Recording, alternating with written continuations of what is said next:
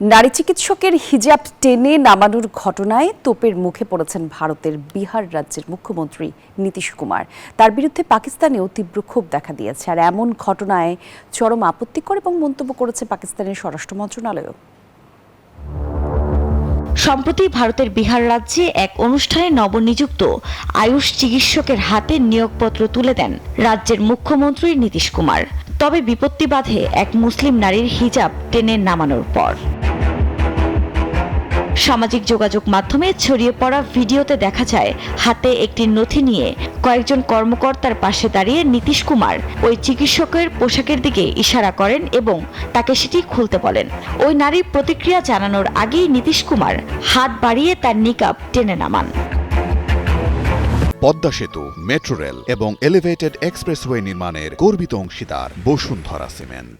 এর পরপরই দেশ জুড়ে ছড়িয়ে পড়ে ক্ষোভ। নারীদের অবমাননার বিরুদ্ধে বিক্ষোভ হয়েছে কলকাতায়।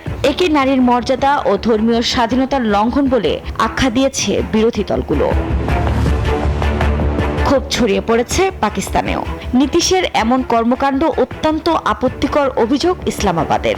পাকিস্তানের পররাষ্ট্র মন্ত্রণালয়ের মুখপাত্র তাহির হোসেন আদ্রাবি বলেন, এতে ভারতে মুসলিম সম্প্রদায়ের বিরুদ্ধে ঘৃণা বাড়ছে।